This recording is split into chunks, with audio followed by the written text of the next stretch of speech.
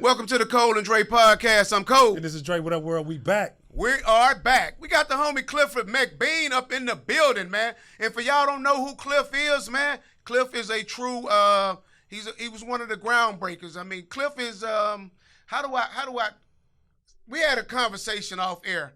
And, you know, I have to be mindful to not be condescending. You know, no, like seriously, because I'll tell y'all the conversation real quickly, and I kind of still continue to introduce Cliff. I was saying Cliff is like a perfectionist, and, you know, he's this creative genius. And I was like... Oh, that's a big word. No, I mean, I think you are. I appreciate that. No, I think you are. And I think a lot of times people that are creative as you don't get their just due because they're looking for perfection. Whereas me... I'm gonna throw some C+ shit out there and keep making money on it and be like, all right, what is this? But you wanna make an A at everything. So, you know, I'm gonna kind of let you give your own background because I think you can tell it better than I can. But Cliff went to work at B.E.T. I think you went to work as an intern at first, right? Production assistant. Production assistant? Just above an intern. Right. Just above an intern. Yeah. Nigga, you was working there for free, like basic, right? Yeah, $500 a week is free. Okay. No, it's not free. It's not free, but it was, you know. How long ago was it? Well, that was $500 in New York, though, right? No, DC. You was in DC? It was yeah, that free. was free. And how long ago was it? 90, had my daughter in 98, so 99. Yeah, the $500 a week was a little bit different back then. So yeah, it was a different, yeah, but you still, DC is super expensive. Okay. Yeah, $500 in DC is different. That's like $100 a week here. So, yeah. Okay. It really is. Like, no bullshit. And then traveling back and forth. But was the experience priceless or no? Priceless. Okay, see, the network that you did, I still have, that I still enjoy today from that. Yeah, it was worth it. You can't beat that. It was worth it. You can't beat it. So take us through your progression from All right. How did you get into the film? Because you're actually from New York. Originally, I was born in New York, middle school, high school here. So when did you come here? When did you come to middle school? You still have that kind of New York accent to you, still, even now. And phone number. And New York phone number, but we got to go. I got to go back home though. When I went back to when I went to B.E.T. B.E.T. we were in D.C. for a couple of years, and then we went back to New York. When they originally moved to 106 and Park, I was working with D.C. Okay. or with B.E.T. Excuse me. Okay. But I started college at the University of Houston. I transferred because I was a full-time fraternity member, part-time student, and I squeezed 4 years of college into 7. You do the math on that. Real life. When I went to BET, real shit. When I went to BET, when I went to TSU, excuse me, I ran into, I started running with a group of other creatives, and I think that's what happens more than anything. You run into a group of like-minded people. It happens in music. It happens in entertainment. It happens on the streets. It happens. Why not us? Right. Why not us? Why not Now Productions? And so that's Keelan Farouk. That's Marcus Wiley, who's a big-time comedian around these parts. Right. Chris Holt, Chris Mayberry, John Jones, and Dr. Teeth, who everybody knows is a big-time video director and another creative guy. Right. I got to speak on this because I met Teeth back in the day too. Yeah. I met Teeth back in the day, like way before steel tipping all that shit. I met him way back then. Yeah, like I went to I didn't go. You didn't go. Okay, so he had a movie premiere. Pass on tour. Yeah, I can't speak French. Twice, I took it and didn't. I can't something like that, right? Yeah. And I was looking, and I'm like, it was a really nice film, but it came out in 19, and he's still kind of making his runs with it, and he's kind of a perfectionist as well. And I look and I say, I'm like, to me, I'm like, how much money do you make with this shit? And I hate to say it that way, but like for me, and I don't know, I ask myself, because for me, it's all about dollars and cents. Like, how much money does this shit make? And I think when I was listening to him talk, he was speaking about the angles and, how powerful, this was, the storyline. It was kind of like a dark comedy. And I was like, yeah, that shit cool, but how much money this shit made? I mean, There's a theory, right? Go ahead. There's a theory. Let me tell you. All right, so what it boils down to, and this is what I've realized. You ever seen those jokes, and I know you guys have seen these, like, it's a baby in a bassinet in the little room after they have the babies, right? And it's a black dude standing over his son saying, I'll see you in 21 years, son, right? So essentially they're saying that those babies that grow up with a lack of anything, whatever that may be, whatever you lack, that's kind of what you seek. You know what I'm saying? And so I didn't have the opportunity to be a creative when I was a kid because I have Caribbean parents. They wanted me to go to med school. They wanted me to go to law school. They wanted me to do all those things, right? And so I kind of broke away on my own, got cut off because I was, fucking up. Can I curse on it? I was fucking up in school. Yeah, I don't curse, but you can't go right. You don't curse? I was fucking up in school, right? Right.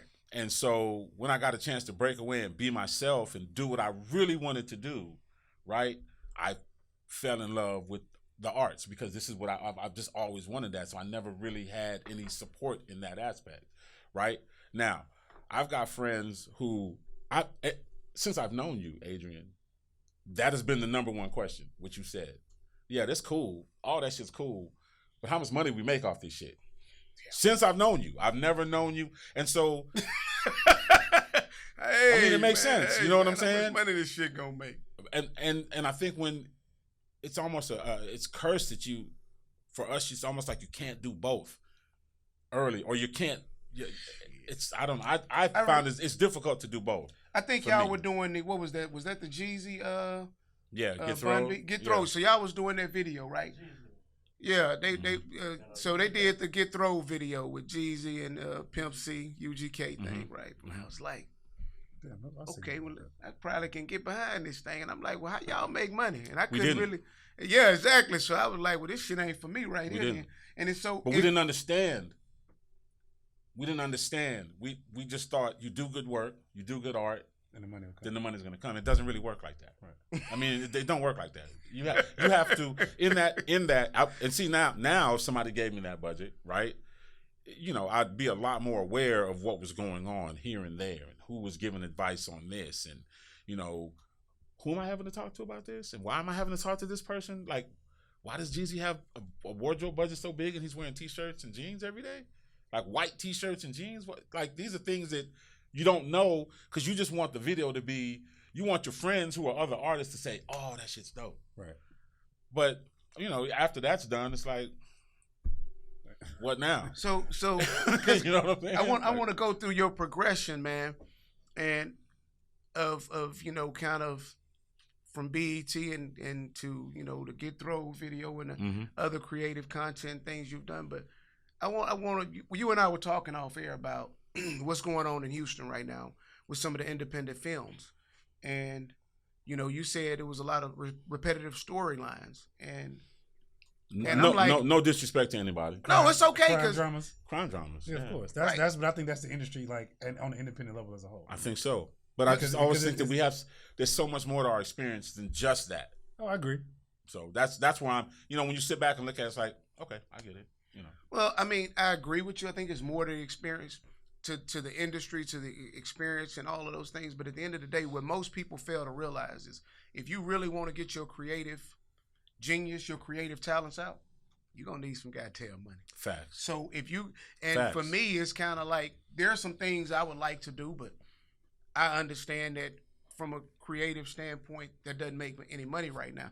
When I get to a point where I can get back to say, okay, well, I got a few million now, I'm good, and I'm willing to do this, and I don't have to make money. I want to be able to, shape a narrative that I believe that's near and dear to me. When I can look at it from that standpoint, I think that's great. Like I was telling you about my book I'm writing. I think my book is probably not going to make me a lot of money, but it's something that I'm very interested in to tell a story because I think people don't realize how they're being conditioned from birth all the way to your death.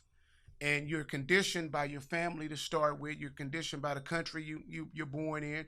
You're conditioned by the environment you're in. You're conditioned by the media. And guilty. Yeah, I mean, a lot of these things, you don't really have control over your own thought process. Yep. So I brought all of that shit about because I think from a creative standpoint, how creative do you think you are? And when I hold on because you took a deep breath. So before you answer the question, it's a hell of a question though. Like how creative do you really think you can be if you weren't conditioned and had all of these? As you said, you had Caribbean parents who wanted certain things. So a lot of your creativeness was stole away from you early on, whether you knew it or not, because you never had free will to think. But go ahead. Well, free will to think.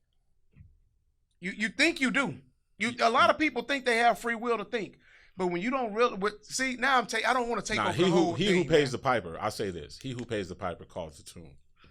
It wasn't until my parents saw my dad in particular. It wasn't until he saw. I'm Cliff Jr. So when he saw his name on television, or when somebody else saw our name on television and called him and said to him, "What are you doing what you doing with TV? I just saw your name," and he called me. Then he recognized that what I was doing, there was an outlet for it, and like you can actually get paid to do this. Because if you don't know anybody who's ever done it, you know what I'm saying? Oh, absolutely. Like if somebody told us 10 years ago, yeah, in 10 years there's gonna be, you can sit on this thing and you can fly around like them big ass drones that carry cameras. You'd be like, man, get the fuck out of here. But it's happening today. You know what I'm saying? So if you don't know anybody who's ever done it, it's difficult for you to support it. I think that's the difference between our generation of parents and our parents' generation of parents. And that's what makes it, for me, I tell people all the time, Jay gave me, if there's one thing he gave me inspiration. I saw somebody who I slept on the floor with that did it. That's some real. Powerful shit. That's Absolutely. real. You know what I mean? Real. So you don't understand how inspiration can inspire you to do exactly what you've seen has been done. I find myself, with my experience, in a lot of I'm the older cousin of a lot of my guy cousins. And there are a lot of them that are doing music. I have one cousin who's on Instagram doing comedy.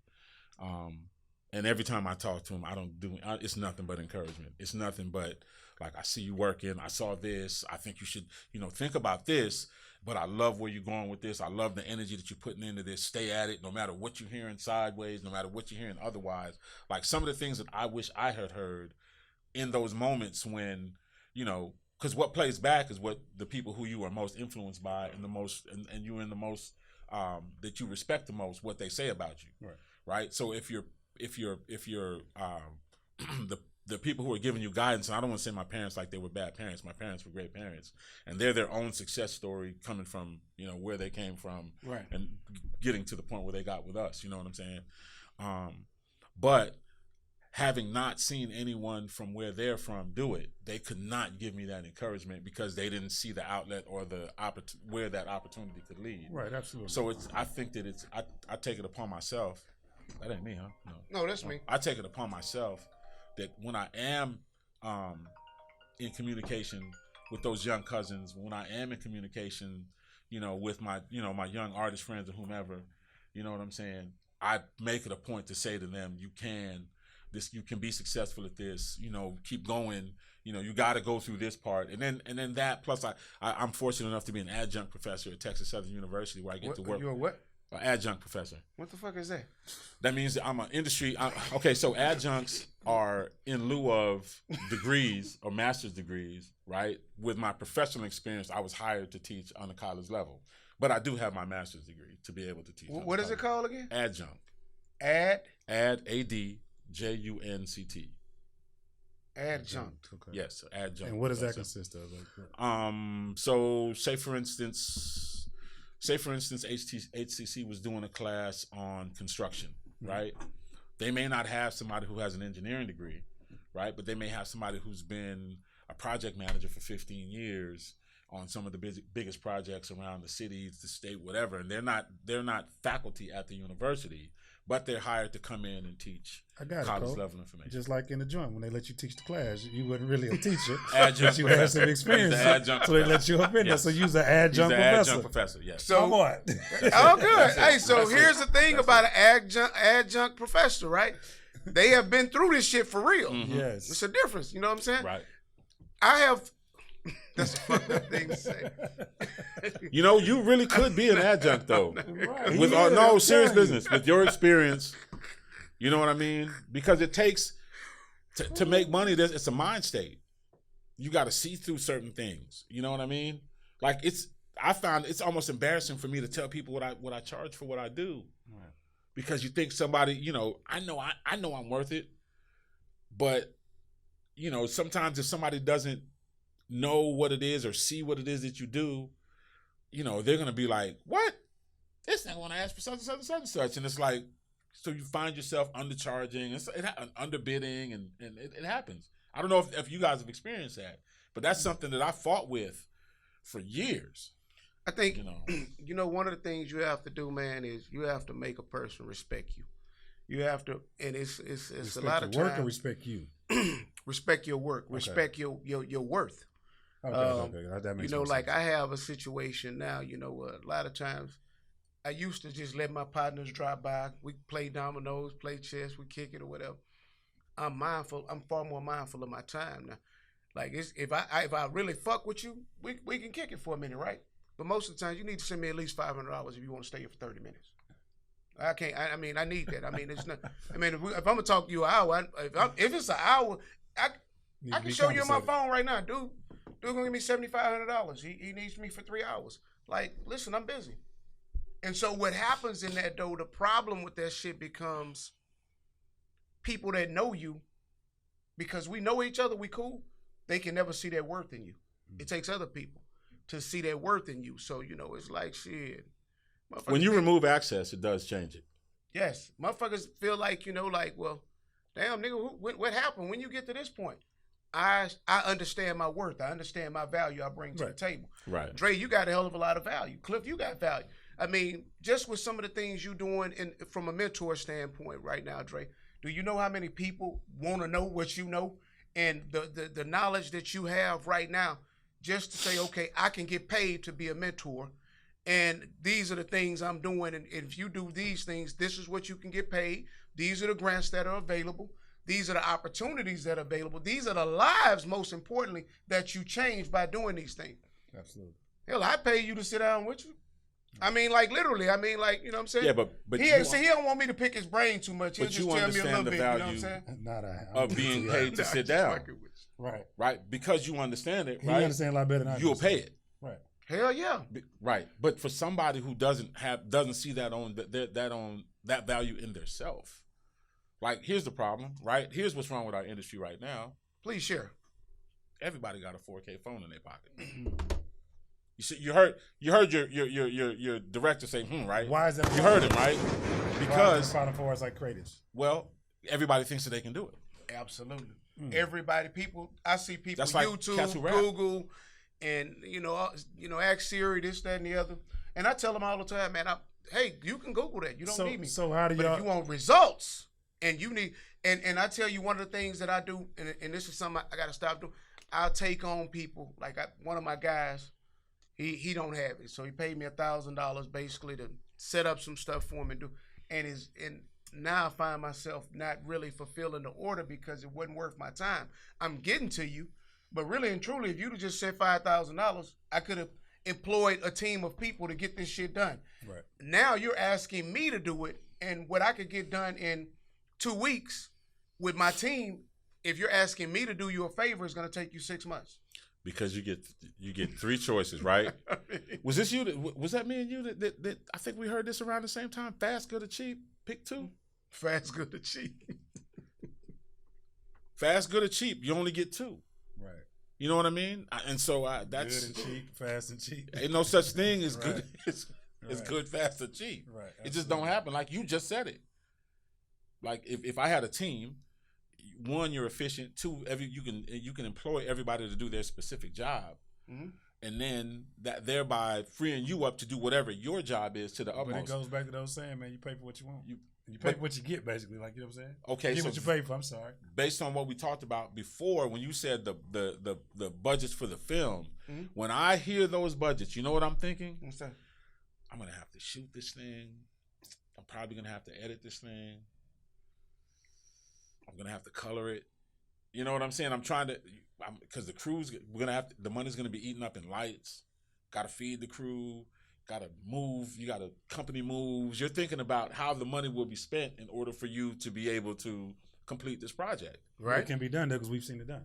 Of course, you've seen it done. Seen it done. But the fact you've never done it that way. Well, no, I have done it that way. Okay. I have done it that way, Okay. and because I've done it that way, You understand the work they got to go into? I know what goes into it. But as a creative, though, how do you feel about that? Like, as a creative, like, when you hear somebody say, there ain't no money in being creative or something like that, like when you got to wait on the money, how does that make you feel as a creative, though?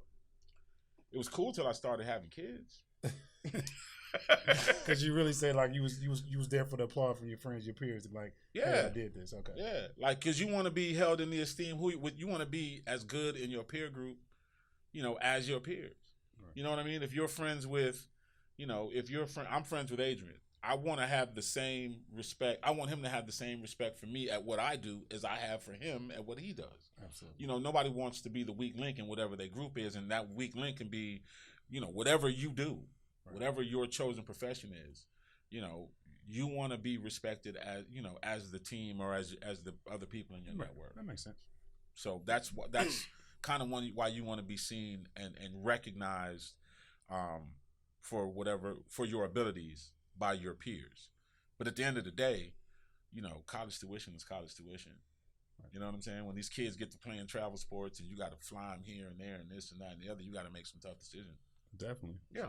And speaking on that, I'm kind of getting off bases, but I've said it on the show, right? And I think because of that, what you just said, when these kids need to fly here and there, it gets expensive, right? Yeah. One of my good friends, he spends about $55-$60 a year on his son playing AAU basketball. I can see that. So what happens is as far as the NBA or the NFL is concerned, it's going to be extremely rare for you to see, kids that come from these single parent homes or impoverished areas that are going to make it. And you can look at. You think so? I'm positive of it, because here's the thing of it. Look at the NFL right now. Look at the NBA. Look at the kids that are making it right now. Just start to look. Yeah. These kids most of them have AAU backgrounds. Mm-hmm. Most of them have been in AAU. It costs to be in AAU. If Absolutely. you don't get somebody to sponsor you, absolutely, or your parents don't have it, you're not gonna make it. So but if you're good enough, somebody gonna sponsor you. That's what I always say. I agree with you. But here's the thing. What about that kid that's just on the verge, but he has a great work ethic, right?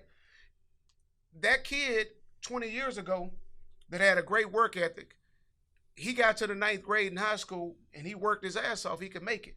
Now you got kids that are 3 and 4 in AAU. I don't give a damn how hard he worked. He's not. They have personal coaches, personal trainers, nutritionists. They have everything that he doesn't have. He can work his ass off. Kid, you 12, 13 years behind already. I agree with that. So the likelihood of you catching up, and then also what's happening is the relationships. You don't have the relationship. A kid from 5th Ward, from 3rd Ward, Sunnyside, South Park, Greenspoint, in these impoverished areas, if you don't have somebody to sponsor you or bring you there, if you don't have those relationships, you're probably not going to make it. Even unless you are just flat out that goddamn good.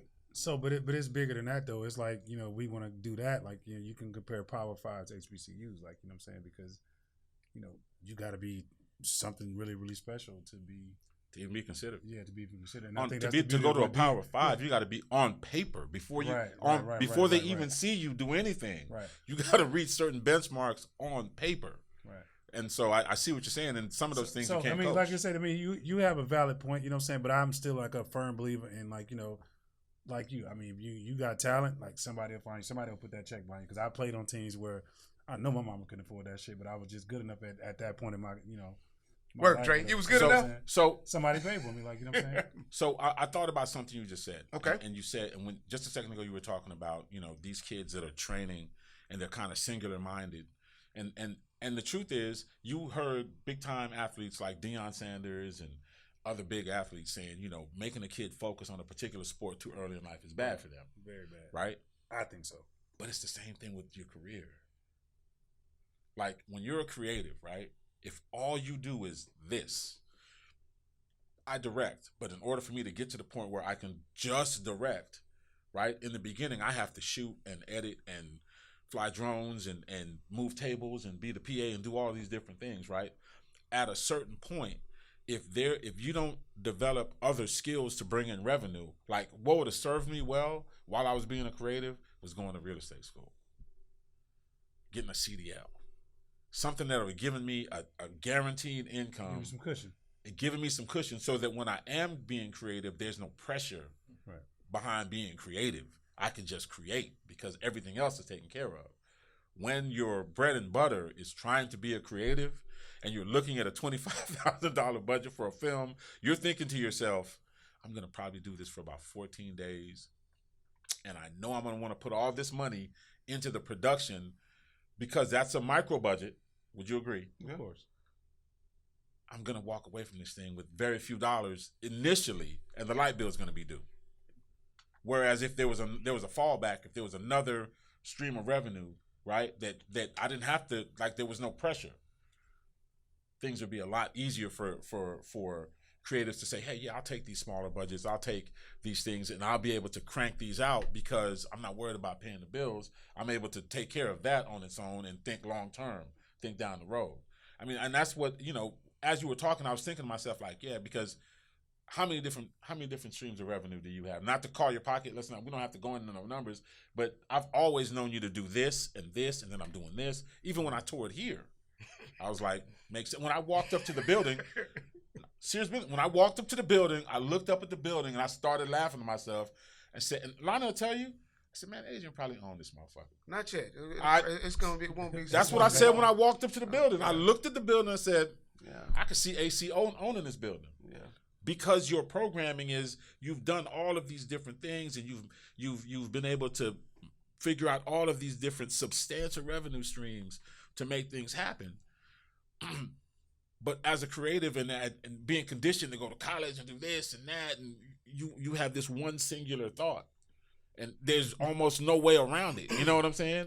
Especially when you get a taste of it, when you go to the, like, you know, going to BET is like going to the league. Right.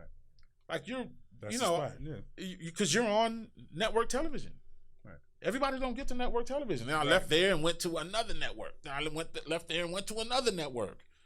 Then I came back home and we had to create from home. And that's where the struggle comes in, because they don't have those network opportunities here in town for us. For those of us with this type of experience, we have to keep our connection strong, and we have to keep working with, you know, reaching out to people that we've produced with and worked with back on the coast and you know, that are still in areas that I have a friend who left. We worked together at The Source. I worked for The Source television show. Okay. And it changed its name to Weekend Vibe. Then he left and went and started working for who did Access TV, which was HDNet, right? Because he was my partner, right? Mm-hmm. And I will say this is my Jewish partner, Kanye, that hooks me up. This is my dude. He called me and said, hey, I got a show for you to produce. I think you would be great for this. So I was producing shows and traveling around the country. You know, hey, I got this live concert I want you to come and direct. And I'm like, yo, can I do it? He's like, yeah, you could do it. Every time we get on interviews or something, he'll say, oh, man, I'm going to work for this guy one day. This guy, I'm telling you, this is, the, you know, and I'm sitting there like, wow, yeah, well, I'm working for you right now, so that it'll be fair. But when you start having those opportunities outside of home, right, it's great until there's a industry sort of crash and it slows down and COVID happens and all these other things happen that slow down everything, and you have to figure out, okay, how do I take this skill set that I have and how can I still eat doing what I love, because I don't want to go get a job or another job. You see what I'm saying? Yeah, I do. So it's being a creative is tough, especially when you've had any success at it, or you've had a taste of it, or you've been in on a particular level. It's very difficult. It's very difficult to change gears and pivot, you know, especially at a certain age. So for me, I've told this story on this podcast several times, right? I met Flavor Flav and Chuck D in '89, mainly Flavor Flav. I never forget it, man. Here? Yeah. Here, you know. He was on TV, you know. I saw Flavor Flav on TV. I equated, man, I met somebody famous. I was so excited, you know. He was cool as shit. And Jay drove up and he was like, yo, Chuck, look at Jay Benz. Jay got a Rolls Royce. Jay parked the Royce up on, you know, on Rand Street. And oh, look at his jewelry. Oh, man. And he was just so excited. And I was like, Jay, don't they got that shit? He said, they famous. I got money. Classic. Changed my life. I said, shit, so you telling me they ain't got all this money? I don't know what they got. I'm just telling you what I got. I said, God damn. But I realized with how excited he was about that. Then we got Jay coming. I think Jay coming on tomorrow. So, yeah, Jay, your cousin? Yeah. I think I'm gonna go ahead and say this. Jaden did some good fucking. Oh my God. So that was another thing that let me know, like, this money a bad boy, man. It's tough. You can't be mad at me about that. You have, like, you really have. All right, go ahead. Bro, when I remember, I think the first time we went to Rap a Lot was with you. Oh, really? I think me and Hank went up there, or when we did the Get Throw joint, I think you the one that kind of pushed us in the door for that one. Yeah. When I went there, right? No. When we went for Platinum Magazine, when we went to L.A. Was that before Get Thrown? Yeah, that was way before. That was in like That's what I'm 99, saying. 2000. Okay. So when we went to L.A. for the Source Awards, Yeah. right? And we went to Rap a Lot, and we saw all of the cars under there, and like the vintage Roses and this and that, the stretch Ferrari, the stretch Hummer. I was like, damn. Like that really said, that really gave you an eye open, because when you're here, if you don't go, you never get to go to the CEO's crib or go to the office and see where his cars.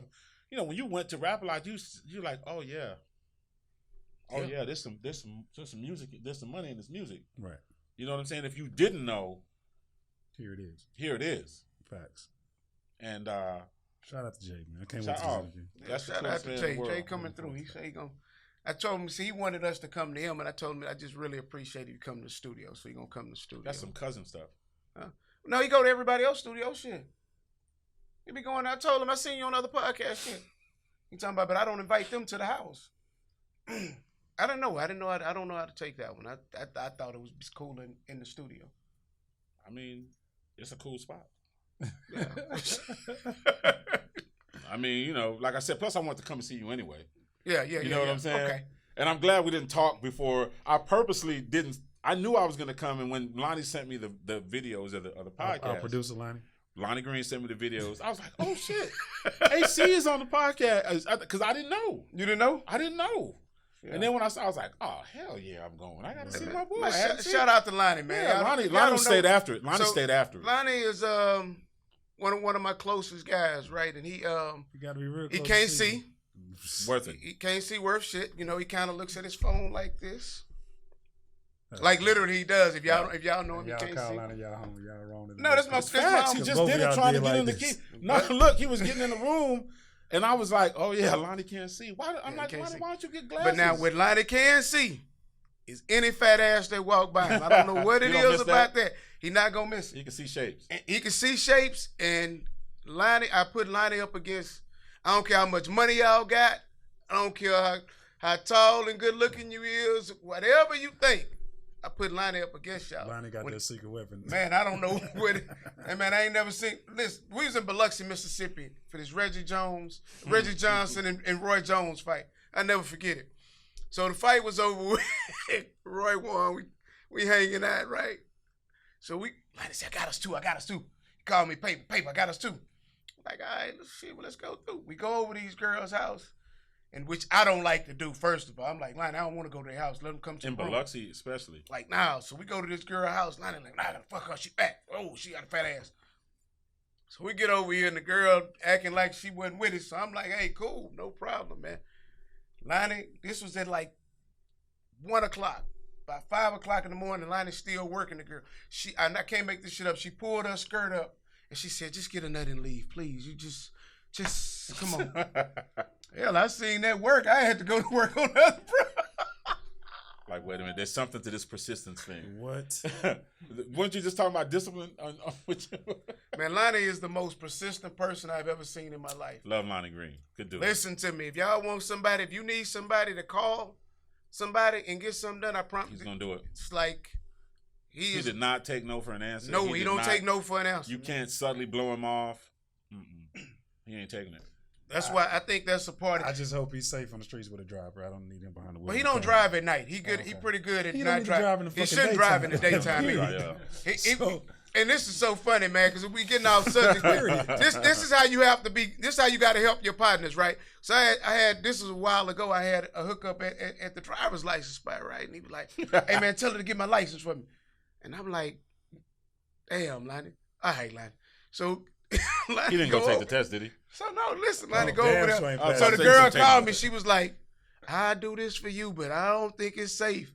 I say, "Well, shit, we ain't gonna do it." Hey man, Lonnie. I said, "No, Lonnie, you can't get your And this ain't no license." exaggeration. I met the nigga. I I just met him, do it, so Lonnie. I'm I'm gonna fucking feel up. It's a bad, trip. man, if you go out there and kill somebody. It's a trip how you blink and all those years pass, right? No shit. Now, hold on, because let me tell you this.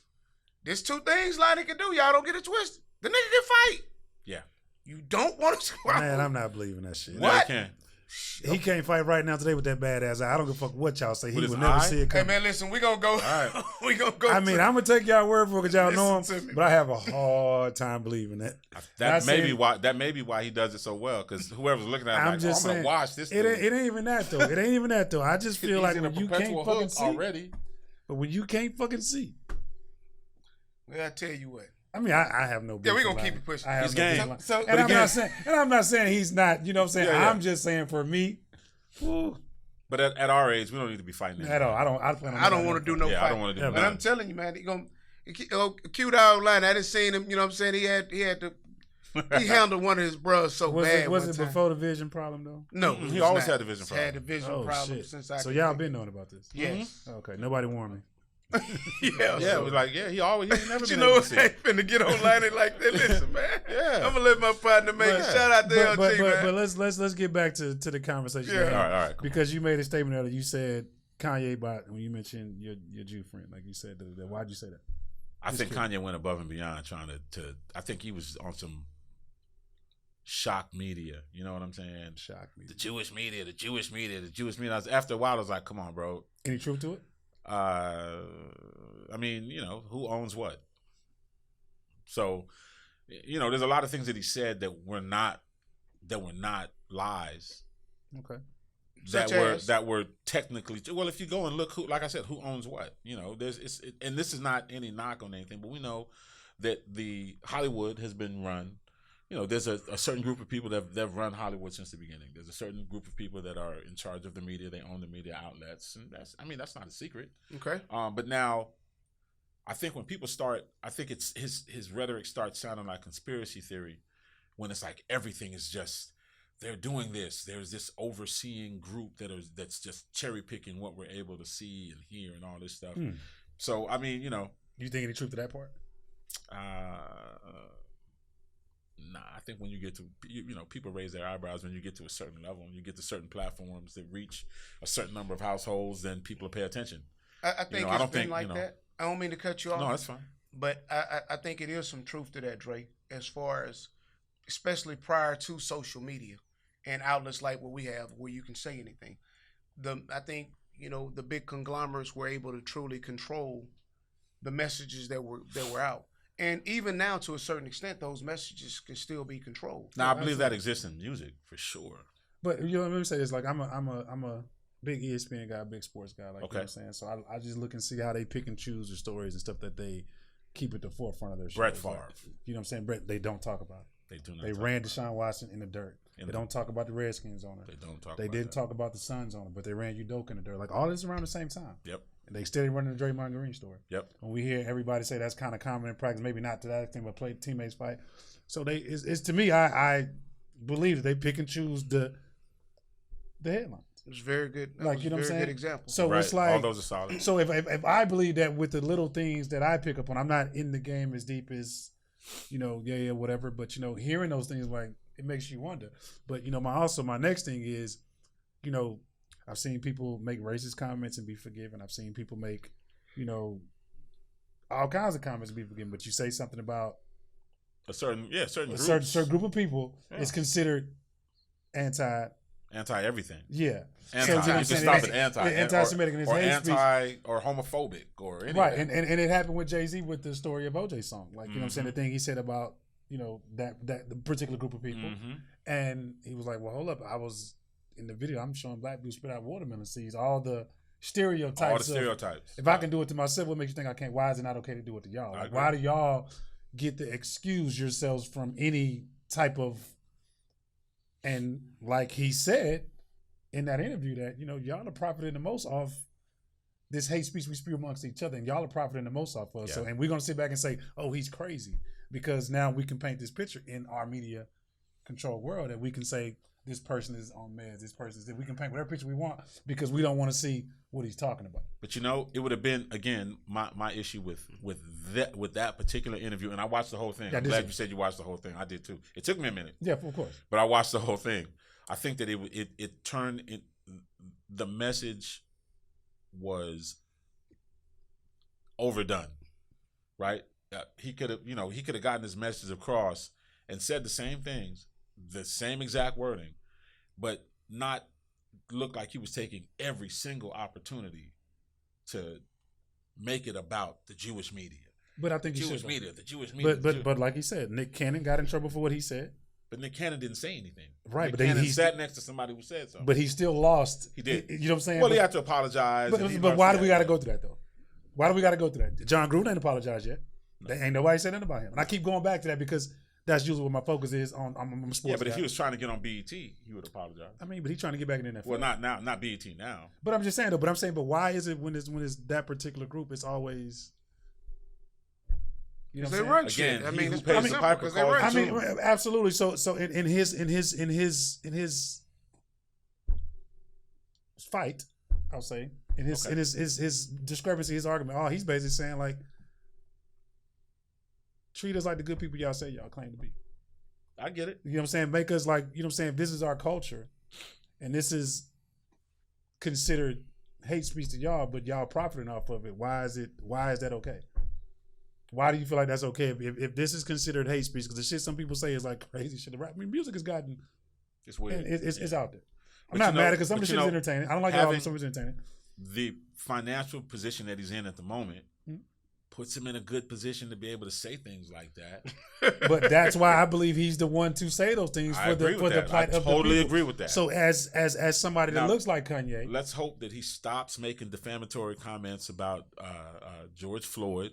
I mean, I didn't like that part. I didn't agree with that. But today he just apparently he just gave $2 million to the kids to go to college. $2 million? Yeah, it's because they sued him for $250. Did you see that? Fine, but but that ain't that Candace Owens ain't said. She got that shit documented. Exactly. She said it 2 years ago. Candace Owens, just like that. Candace Owens was not recently confirmed to be a billionaire, the richest black person in history. Oh, she got money like that? No, she's not. I was about to say, like, she got money to be considered that, though? Right. But no, he's...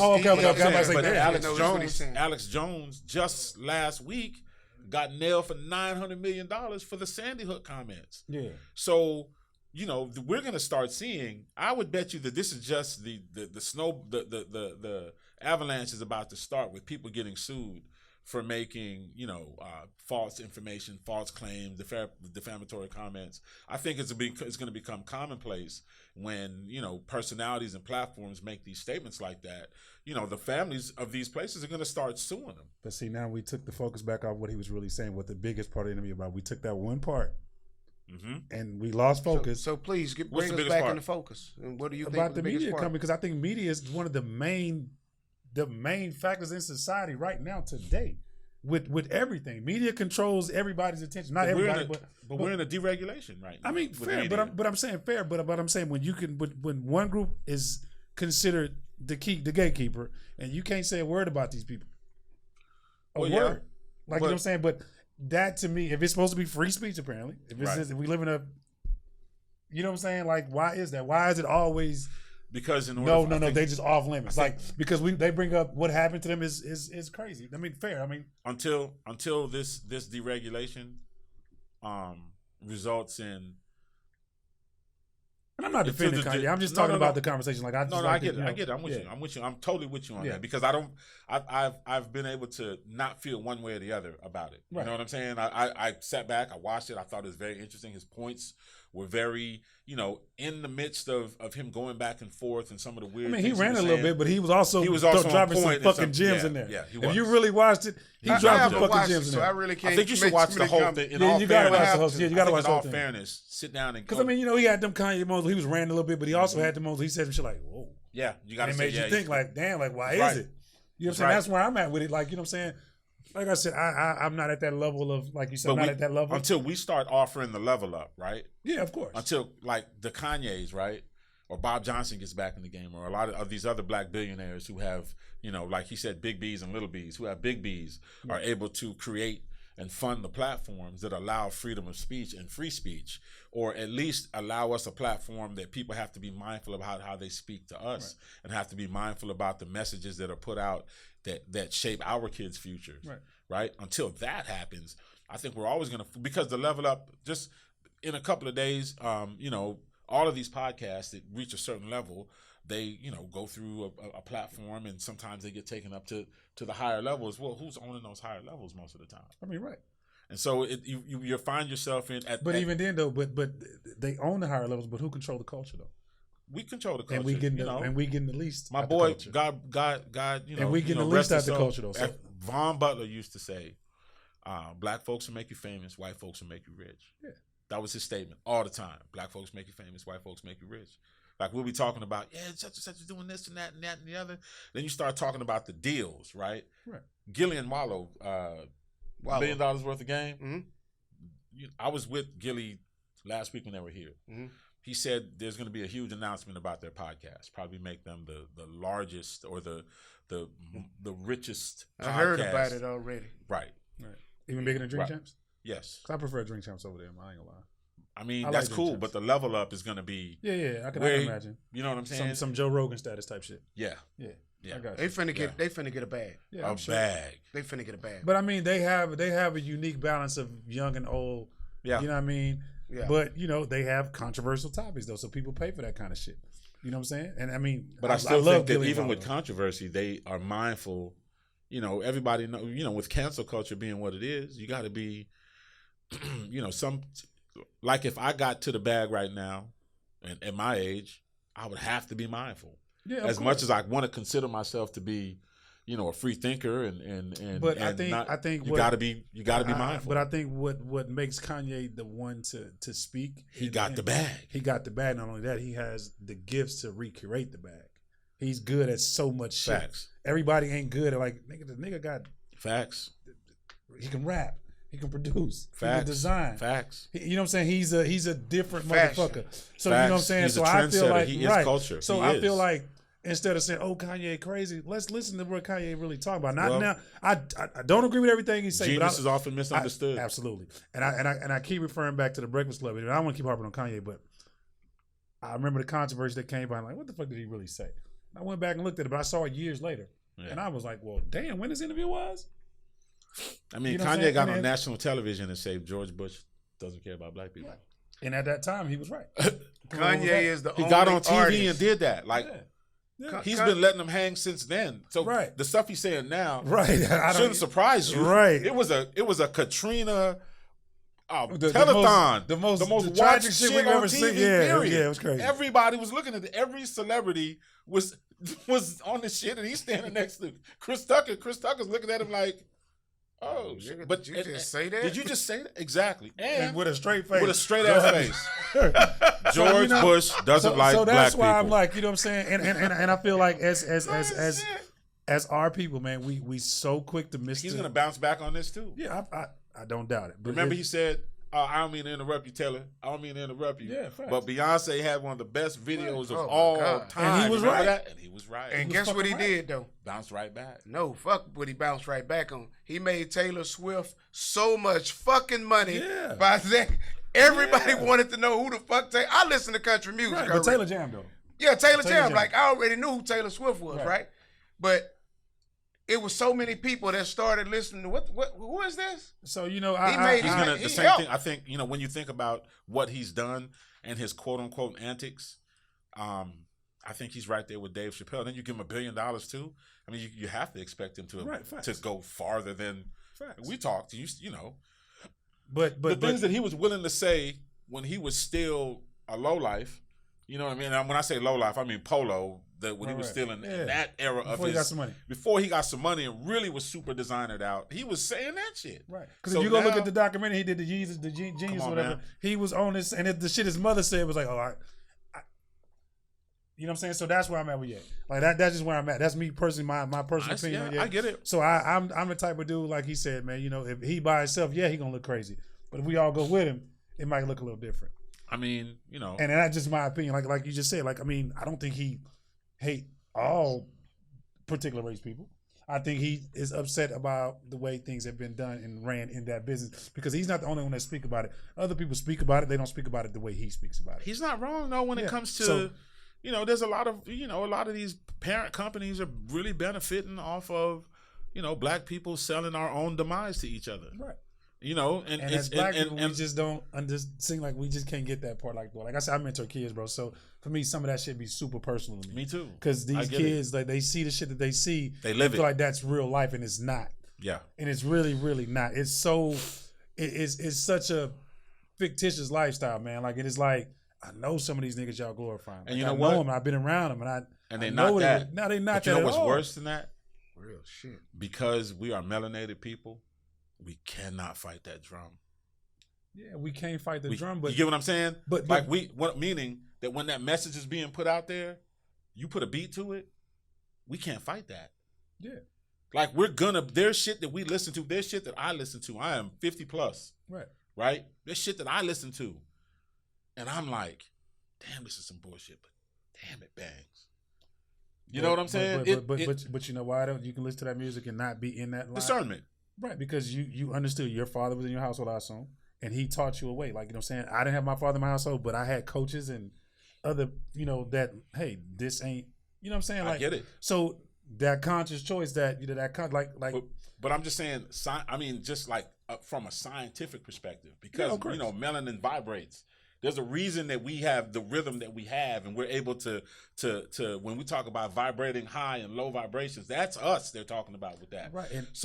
And again, this is what I want to do my doctoral thesis off of, because I want to go to, I'm trying to get my PhD. That's my next degree I want to get. Work. That concept that, you know, and that's why when we talk about, you know, the messages that are being put out there, you know, if we're adults and we're attracted to certain songs because of the way we resonate with that song, a little kid, like you said, that doesn't have anybody to say, that's BS, that's some bullshit. Right. It's gonna be tough. Well, I'm not gonna say it's bullshit. Just know that it's entertainment. It's not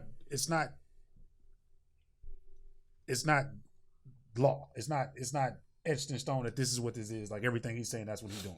You know what I'm saying? Because I think people fall in love with characters, and there's certain personalities that talk about that shit, but he gets looked upon because the way his approach. I don't want to mention his name, but his approach on the way he talks about characters and da-da-da-da. Mm-hmm. And I think most rappers are entertainers. Like, I think most musicians are entertainers. But I also believe as an entertainer, as a creator, as the leader of the culture, we should get compensated. We have... Rappers don't have retirement plans. They don't have... They've generated all this money, all these things, and have nothing to fall back on. And they don't should have subgenres. They don't have any of that. They should have subgenres. You know what I'm saying? They should let them be characters. Yeah. They and should, like, because they pile everybody else up in the same bowl and say... I don't know on that one. You don't think they should have subgenres? I'm not saying they shouldn't, but I think you're off. That's like, well, I guess... Name another $1 billion industry that don't have a retirement plan. It's probably not one. That's exactly. And so why is it something? That, well, I'm gonna cut you off, but why is something that's strictly for us, hip hop culture, that's strictly for us, or strictly by us, not necessarily for us? Country music and rock and roll don't have unions.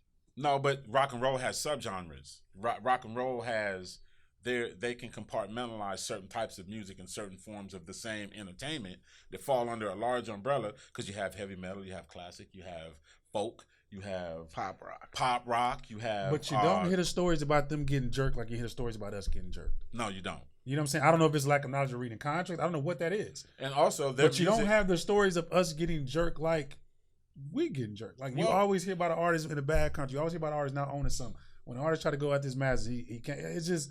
Why would you own my mask? I created this. You paid me for it. We should have that business model was created before we was a part of it. Exactly. That's what I'm saying. But the business model was created because we created a whole other lane, and the business model got created as we created. Well, it's been recreated at this point. Right. Exactly. So that's what I mean when I said it hasn't changed. It's been deregulated. Even though there's more money involved, we're not gonna give y'all 20,000 now. We're giving y'all 200,000, whatever it is now. Are they giving numbers like that? Yeah, they're giving out money now. It's a little bit different now. The money's definitely changed. Yeah, they definitely. The money has definitely changed. Well, I mean, I'm that has to do with, you know, the different revenue streams, right? Yeah, man. Whatever it is, I'm saying the money in the music business has definitely grew, and everything, sports, it's definitely grew. I agree. But like I said, for there not to be any black owners in the NFL, for there not to be a significant amount That's of black systematic. That's owners. systematic but whatever it is, racism but I'm right saying, there. but whatever it There's is, no black NFL owners? no, you only have one minority owner. The guy That's from the guy with the mustache. the guy from Jacksonville. Atlanta. No, is it Jacksonville or Atlanta? Yeah, the guy with the thick Well, it might ass be- mustache. Yeah, it's Jacksonville, Jacksonville. Yeah. So you know what I'm saying. So it's little things like that. Like okay, but if the league is 70%, why we don't have owners? Why they I ain't? agree. Why is it not I think a they got- demand? I think Serena and Venus own They're a part of them, but they're not the majority. There's no majority. Okay, Black owners. I agree with you. They have people that's bought into stuff. Yeah. They got shit that they can get good seats to. That's about their ownership. Right. You know what I'm saying? But Right. whatever. Miami I don't wins know the they Super Bowl, big. Yeah, I don't come want to up. diminish Let their me not ownership, say but I'm it saying that way, they're 'cause I part don't know owners, their whole but they're business. I not don't. the owner. Like they're not the majority owner. Like we don't know them as the face of that franchise. You know what I'm saying? Well, I can't say that. We may have. Well, no, that's an NBA franchise. Yeah, he got a couple of people. You got Michael Mike- Jordan. I think Mike somebody got else is one. Right, playing you now. got somebody that's we got Bob another Johnson used to own. Yeah, but he bought the team Mike had. But Bobcats, but even with the purchase of the Broncos that the Walmart did, and the black lady that's married to the guy from Star Wars. Yeah. And I think Condoleezza Rice is part of that group, and I think the boy Lewis Hamilton's Mhm. part of the San Diego Chargers. But we're not the forefront of the ownership team.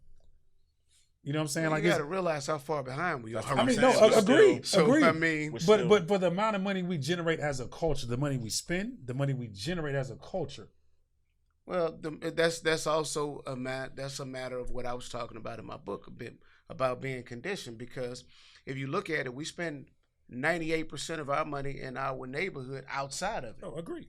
So now what you're doing is you're supporting, whether it be 95, 96, 97, 98, whatever it is. If you have Asians, you have Jews, you have whatever, and these people are spending their money, recycling their dollar in their neighborhood 15, 20 times. And we're going over there to enrich them as well. God damn, don't you think we continuously putting ourselves behind? So how do we even conform from that? How do we preach group economics? How do we preach keeping keeping our dollars circulating with amongst us? How do we Apprenticeship. preach that? I mean, It's where hard does to that preach come it. from?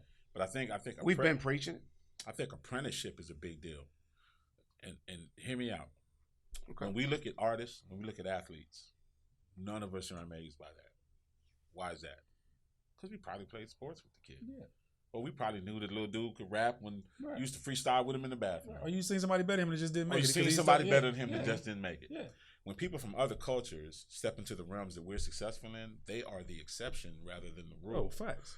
So for them to come over, when there's so many of us that are able to run fast and jump high, you know what I'm saying? There's so many of us that have the genetics to be professional athletes, right? Right. Guys who didn't make it to the league. So for us, we don't marvel at that. We don't look at those brothers and sisters as exceptional human beings, right? And because I think we don't celebrate exceptional intellectuals enough, and other cultures do, when, they're like, listen, they have these exceptions, they're able to do their things, but what we can do well is we can group our money together and we can get this little store. We don't have to have a particular skill set other than watching each other's back. Right. And that is the norm.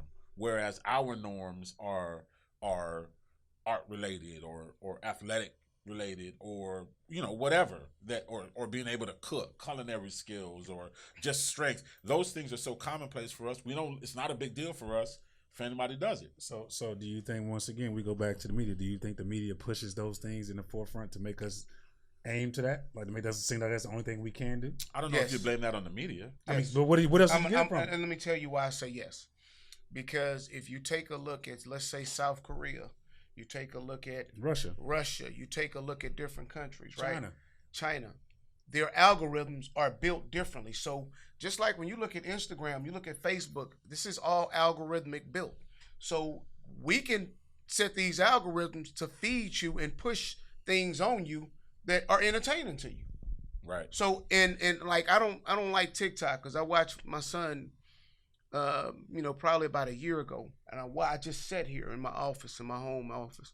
Every night I get home, we talk, and sometimes I just make him sit there with me. We might not be saying nothing, but I sat and watched him watch probably 100 reels while we were sitting there. My daughter did the same. And I say, well,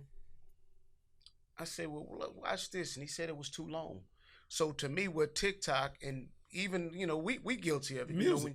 Music, you put these small reels out. Yeah. What you're doing is, I got to have a quick hit of bullshit dopamine to the brain over and over again.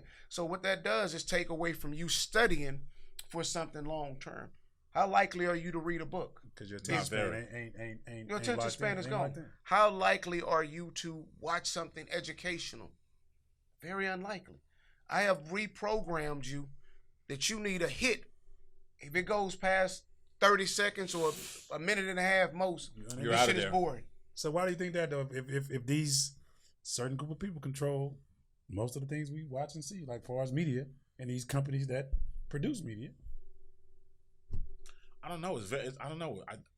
Is that just human nature? Is that the evolution? Is that what Yay is for it? president 2025. I'm voting for you. Oh, I'm voting. I would vote for Ye. You voting for Ye? I don't know if I'm voting for Ye. I can't vote Let for me Ye. see what happens in If the 23. governor from Florida running against Jay, I'm voting for Jay because there's no way he need to be the president. And I just Santos, his name, the guy from Florida, the governor of Florida. Is it the Santos? Oh, Santos. he's a piece of work. I mean, hopefully the Greg Abbott don't Yeah, he a piece of work too. You got a couple. wheel his ass into that. But you see, here's the thing though that I think y'all leaving. A lot of times people don't even know they subconsciously racist. Yeah, they don't know.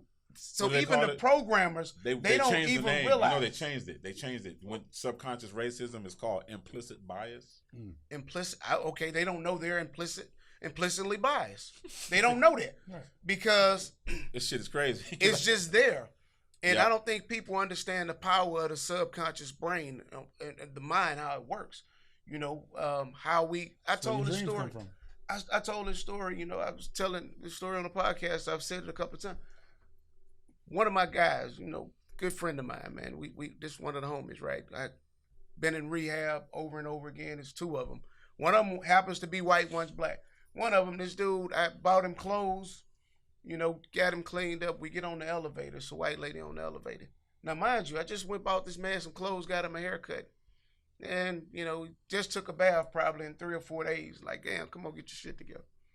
He gets on the elevator with her, and, you know, I get on the elevator. I got $500,000 worth of jewelry on. I got on Creed cologne. I know I'm smelling good. I know I'm looking good. I'm feeling like I'm God's gift to the earth right now.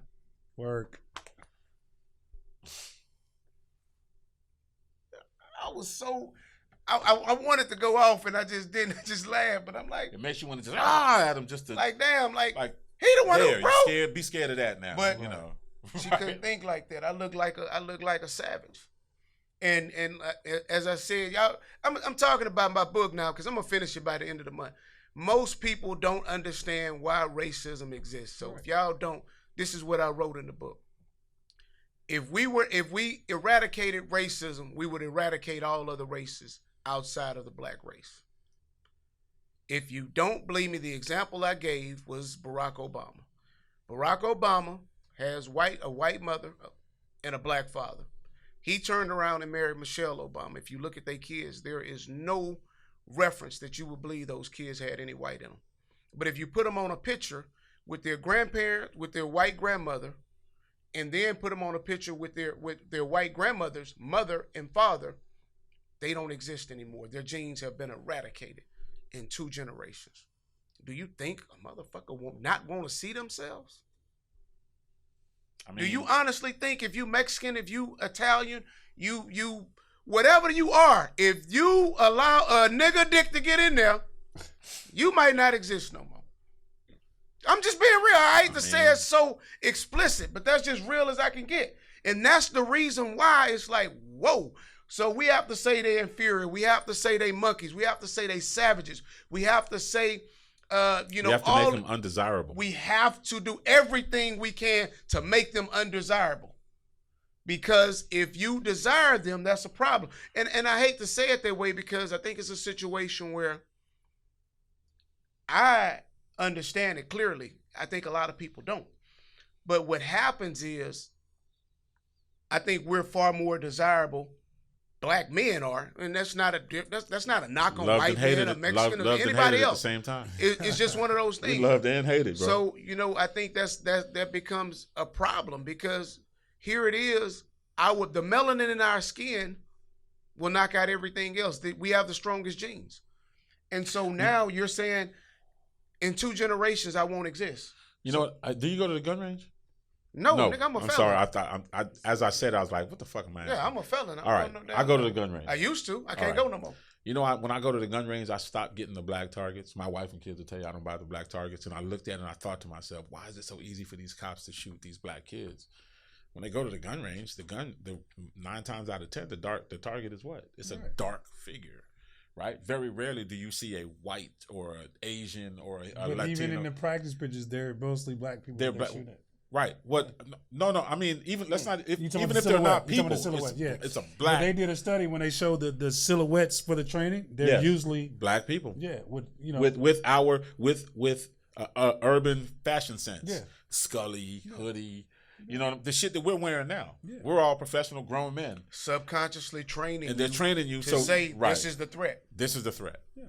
Right. And when they see kids that look like that, it does because. You've been subconsciously trained to hate. But it's one of those things like if you see police, like, you know, if you look at the stats, there's more crime happening in these more prominent neighborhoods, but because they're probably more financially stable, whatever. But people go there to do whatever they do. Well, I mean, they get to be kids. They but in the neighborhoods though, when you got cops coming to the neighborhoods, y'all know that there's probably crime happening. Yeah, y'all might not see it, but y'all know it's probably happening because of the demographic of the neighborhood. But you're a patrol cop. You're a patrol cop. You're here to protect and serve. Nobody called. You just passed through, but you decide there's 5 niggas over there. Let me go get them and see what they doing something wrong. It's not policing, but that happens subconsciously because it's understood that group of black guys they eat probably a gang or this, that, and the third. We've been grouped upon, but I go back even further than that. But what do we do about that though? Because I go back in some instances. Let's say there's 10. Let's say it's 10 instances of that. How many of those instances would there actually be something going on? Okay, well let's be honest with ourselves. Well, let's look at it like this then. You've had the Black Panthers deemed as a terrorist group. Absolutely. And when they broke them up, they sent those organized militants back into the street. Okay. But you also had a KKK that we know is a terrorist group. Absolutely. There's plenty of movies, plenty of documentations of lynchings and all these things. Absolutely. You've not heard one indictment by a KKK member ever. I'll wait. I can't call one. That's what I'm saying. So if the Black Panthers, I'm not saying it hasn't happened. I can't call it. I'm not saying it hasn't happened because I haven't did my full research. Right. But off the top, we know about certain black groups that have been deemed as targeted, and broken up. They declared a war on drugs at the same time. But hold on, let's get even deeper. They declared a war on drugs about crack cocaine that made it affordable for more people to do. But the main substance in crack cocaine is cocaine. That was still deemed to this day the lesser of the evil.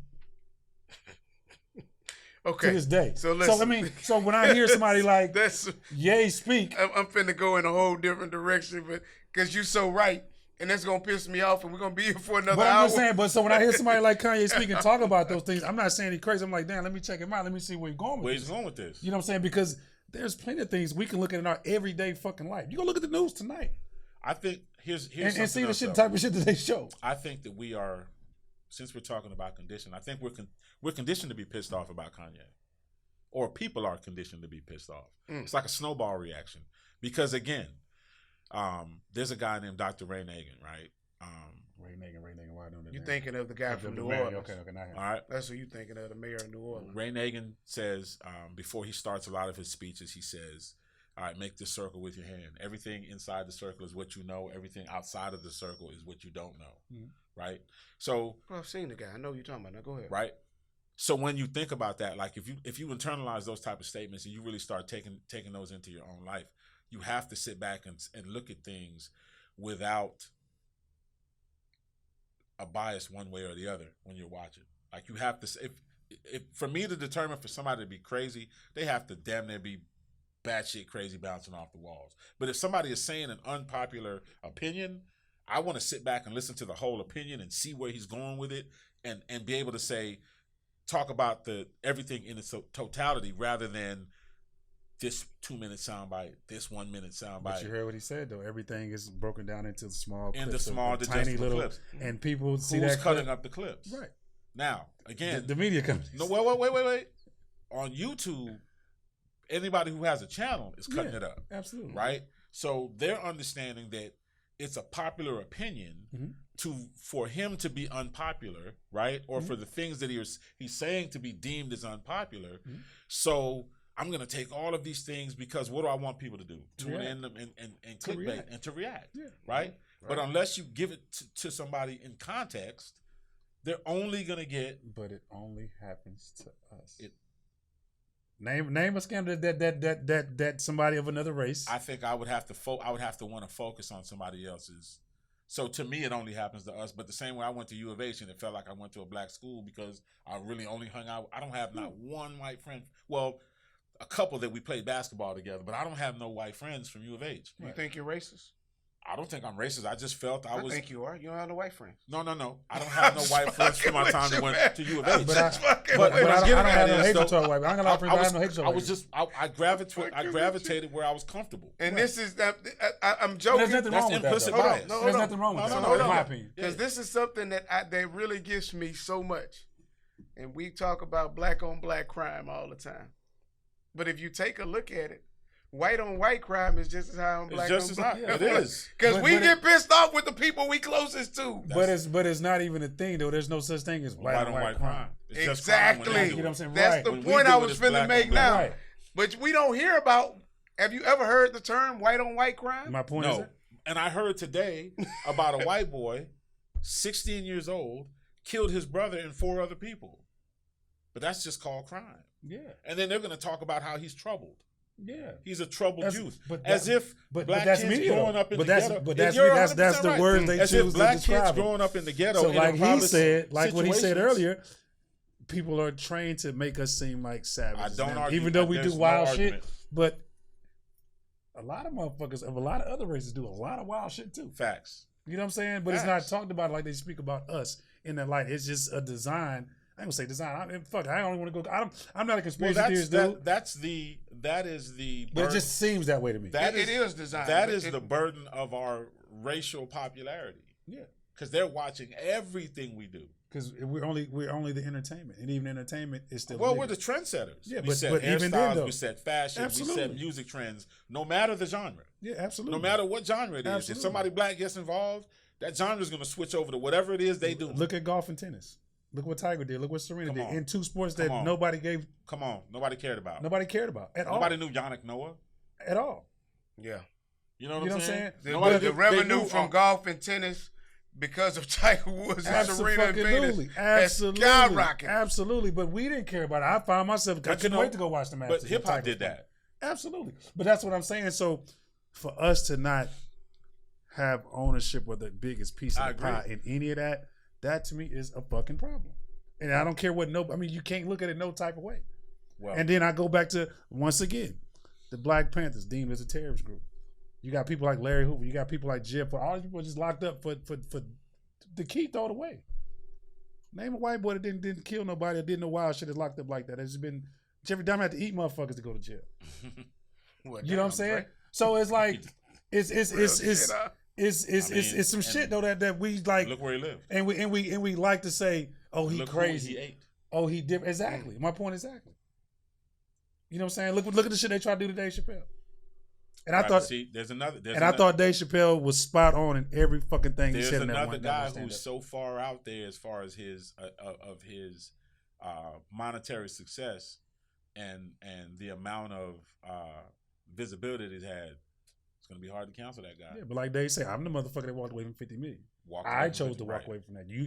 Y'all might would have stayed, but I'm the nigga that said this ain't right. I'm gone. Right. That's why he's in a position to be able to say what he wants now. Because he is a man of his convictions, and we believe when he says something that he believes that.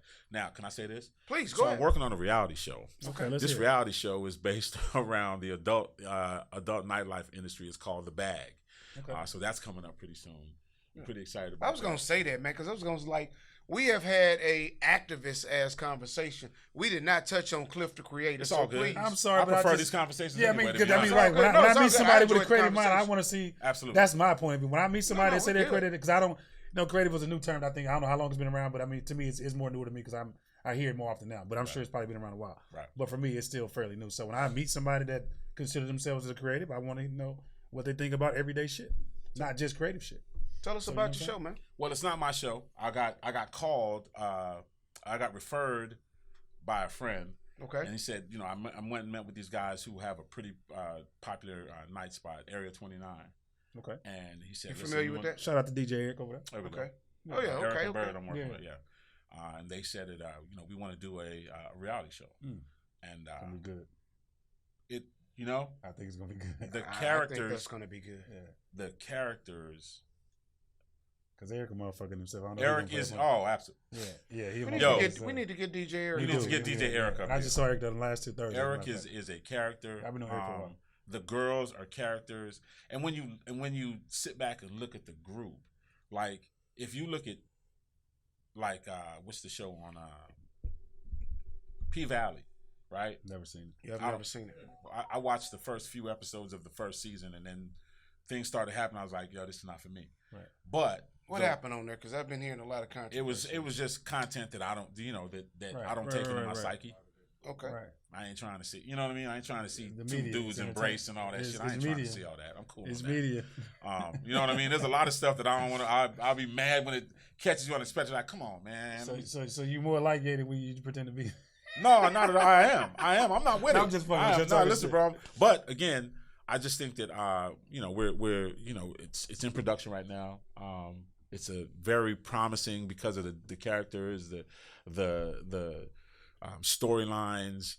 When you talk to these guys and you really, you know, look at the ascension of the guys that are owning the club from where they started promoting to where they are to being owners, and the people that work with them that have been with them through this whole ride. It's just going to be, I think it's going to be interesting. And it's based out of Houston. It's, you know, and it's real. You know what I mean? It's one thing for people to say it, but when you actually get to see it and see these different really outgoing, vibrant personalities, and you get to look at these, you know, when you hear the backstories from some of these young ladies that are in the industry, it's not all, you know, they're not all stories of anything bad happening to them as kids. It's like, Especially you know, here. some of them made it, especially here. I think because you it's have a more of viable that, market yeah. here. Yeah.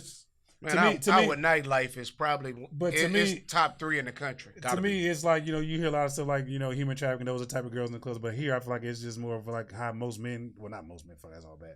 But like how a man would choose to go sell drugs, I feel like a woman choose that It's the trap. as a hustle. Yeah, It's the trap. It's a trap, and that's how I view it. Yeah, I what I'm totally saying? agree with you, Yeah, 100%. I've made that same analogy, and so you got to respect it. Yeah, for sure. You got to respect it. I mean, especially when you start hearing stories. You know, these young ladies saying, "Yeah, I got a few businesses, and I'm." Because I know you plenty of them they're that went to understanding- school and then graduated and left that life and doing other shit now. Yeah, I So didn't send a couple of them to school yeah, myself. yeah. you- benefactor. But okay, well, Go ahead. So it's you know, to elaborate on that, as far as the Houston film industry, entertainment industry, like, what do you feel like the state of that is right now, it's hard to and say. versus where it's been? I think it's so much more saturated now, and I like to think that being in the early parts of it had a lot to do with it. Meaning, when my boy Hank and I first started, when I got back from B.E.T, we started Blue Guerilla Media Group here in Houston. You know, Hank and I bought matching cameras. Every time we re-upped our cameras, we would get the same camera so we could match picture. We'd get our bags, and we really pushed Blue Guerilla and did a lot of work. But our goal was to make sure that we can, you know, because I had the network in the other places, you know, we did a lot of freelancing for networks. So we did a lot of access granted, a lot of music videos, a lot of the makings of and behind the scenes of this. And, you know, we worked, you name you know, we worked for a lot of major outlets.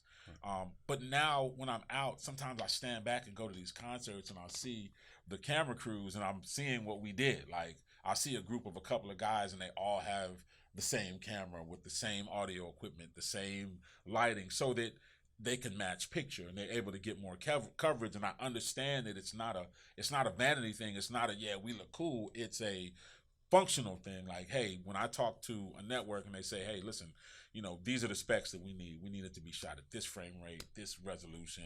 You know, we need it to be this picture profile so that we can color it ourselves or whatever. If you have the same cameras, you just could set all the same settings. I know you're getting The angle you need, I'm getting the angle I need. and then when we send them off, they're going to be identical.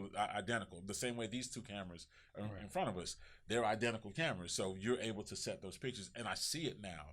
And guys are seeing the opportunity because there's this paradigm shift that everybody needs content.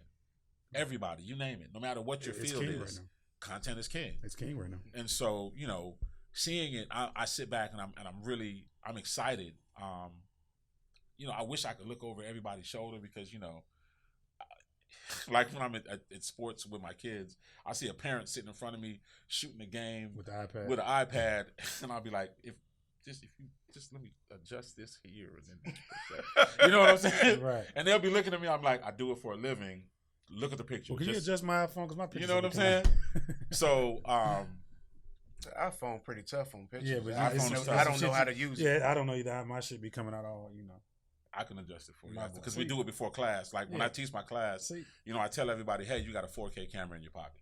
Right. Because you have this camera in your pocket, you have no excuse to not be able to do the assignments. If I'm teaching an editing class, I try to keep it as simple as possible so that everybody can use their phones and what have you. But come to TSU, man. Sign me up. come holler at me, bro. Anytime. I'm dead ass. You can come in there and sit down anytime you want. Adjunct. Adjunct. Yeah. And again, getting to teach these young people and seeing them come out into the industry, and I'm watching students that I taught, like Trill Reality Studios. They got their own studio over there on the Southwest side. I'm so proud of those guys. I see students that I taught on the news. One young lady, Paige Hubbard, is on the news in Austin. Okay. Another young lady is I forget what city she's in. But there's just quite a few, and I had a couple of students that came to my class to see me the other day, and one of them said, "Mcbean, yo, I'm part of a podcast network. I acquire podcasts and I advise them on their growth." And she's a year out of graduation. You know what I'm saying? And then I have another young lady who said, "Yo, I just got the job that Paige left in Beaumont. I got that job now." So now that I'm seeing, these students are actually the opportunities. You see some you see, bro. The opportunities are going. Work, Cliff, work. You know what I'm saying? Work, Mr. McBean. Because Cliff the creator. If y'all don't know who this is, it's Cliff the creator. Go ahead. I'm sorry. I gotta plug you in. I appreciate you, bro. But gotta plug you, man. I think that there's so many more opportunities here now than there were before. Right. Before, there weren't. It wasn't a demand. It wasn't a. It wasn't an outlet for it outside of YouTube. Like I look back on some of the old stuff we have, like.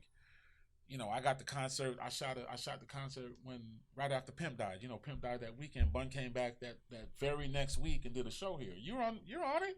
Weren't you on the stage when Bun? I know James. I know Jay is on it. Hell, I don't remember. But it was at the Warehouse Live. Yeah. So and looking back on those things and saying like, damn, right now, if we had shot this now, oh man, you know what I mean? This just the. The first time I went to Warehouse Live, I think was in 2006 or 2007. Who'd you see? Drake. That was 09. I was there. No, it wasn't 09. Definitely 09. Mm-mm. I'm telling you, it wasn't 09. It was before that. It was and before he opened 09. for who did he open for? Yeah, because I don't think he was even the main guy. He wasn't the main guy. I don't. All the girls knew all the songs. That's what I'm saying. That Friday night, I feel like that was 09 because he did the after party at Club Next. It was way before. As a matter of fact, I think I'm almost positive it was 06. When they said Drake, was like, who? And I remember very was well. Was it Nazi before? I can't remember who it was. I was there when I just said I was gonna follow through because Jazz was like they was all gonna go through, and I would love to hear that real day because I feel like it was 09 for some reason. I'll find out for you. Shit, because I feel like he actually rapped about it. He saying "Oh Live" in the Warehouse Live when I wasn't there. Something. Now I go and I packing like 20 nights and I'm something. I think it's a line about it. You see a guy like that who when he went on stage, people were like who, and now. He's the biggest artist in the world, not even the biggest rapper in the world. Yeah, the biggest artist for sure.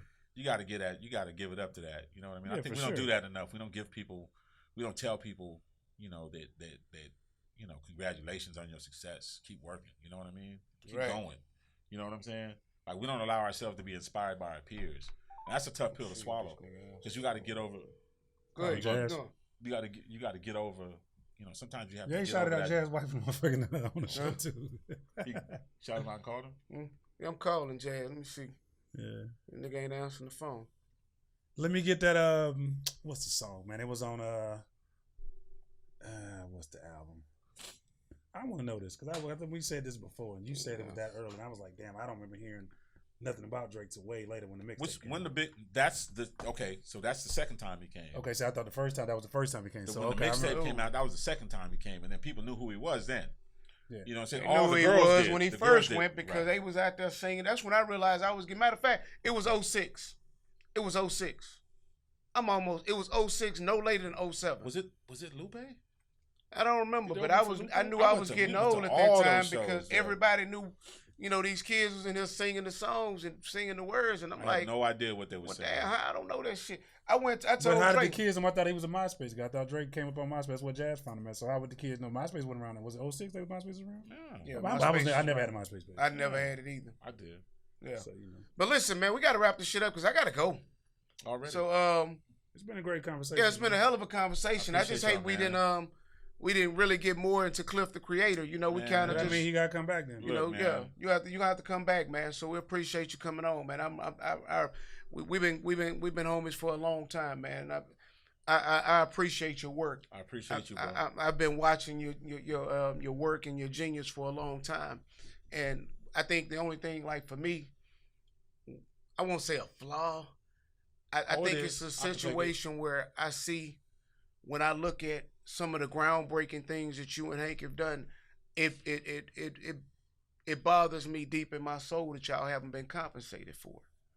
Not as know, much like- as it bothers me. I can tell you that shit right You now. know, But I Like y'all haven't had the right compensation for all the work y'all put in and the foundation that y'all have laid, you know know what, throughout the though? city, man. You know, I can't stand that shit. So that's why I was explaining to you though, like when I'm going into these Tubi projects, watching you guys has been a good and a bad thing because it's like, okay, well, I got to look at this shit from how much money can be made. Because at that point, I don't mind saying, hey, Cliff, let's look at your genius. And I don't give a damn if I make no money. It's just shit, my homie get to show his genius off. And I'm sure eventually we're going to make some money. you know, I'm gonna tell you. We're gonna do it. Straight up and down, we're gonna do it. Okay. Well, you know, I'm all in. I'm, you know I'm me. telling you, we're gonna do it. I'm in. Let's pick a date. You know, What are the shoot days? We 7 to 10 days? Is that what they usually run? 7 to 10 days. Okay. That's it. If you go over 10 days, it's a problem. It's a problem because You want to stay. Matter of fact, what I'm looking at, I want to stay in this. The last one we just did, which was Lace, we did 7 days. How long y'all do on bricks, Drake? Y'all did 10 days on 10, bricks? 11 days, yeah. Was it and then you know what's crazy? 10 8s or 10 10s? 8 hour days or 10 hour days? Or just shoot till you done? Yeah, shoot till we done, basically. Yeah. I'm with that. Yeah. Like, like that's I why I said- need Hank. Hank, if I shoot, bro, I shoot through lunch. I The shoot budget through was breaks. a little bit more than that, but like I said, it wasn't. It was mostly, from my opinion, from what I understand, it was mostly on the look of the production of the film. And most of it went into production. Well, What they and shooting I on? think I'm not gonna say exactly what it was too because I was gonna executive produce the movie, and I end up not doing that particular movie with them because no disrespect to Khalil Kane, I just didn't think the dude was worth what he was telling me to pay. You know, like Right, and but that's like what dude I'm saying, that's was why a lot worth a that third budget of the got movie, a third of the budget, and I just feel like, you know, y'all go check out the bricks, man. Make sure y'all support that. It's on Tubi right now. I'm gonna go watch got. that. Please do, man. Yeah, y'all check it go out. I'm gonna check watch that out when my I get home. co-host over there. He's a superstar now. Not Did you really. star? You a star? I was one of the co-stars. Yeah, the story's about us, but it had two. Are you being humble? Kind Is of he being humble? Nah, I mean, I think I was a I think he co-star should for have sure. had a bigger role. I was a co-star. Shannon, you fucked over my co-host. You should have had a bigger role. I was a co-star. I was one of the main characters. I was one of the main characters. He was I like watch one it of when I the, get he was home. like a main character, but he was one of those main characters that didn't get enough time. Right. He was talked about more than he was actually shown. Right. Okay. Right. You know what I mean? So Which is fair though, because like I said, those guys are really. Is this your first time acting? Yeah. How'd you enjoy it? It was cool.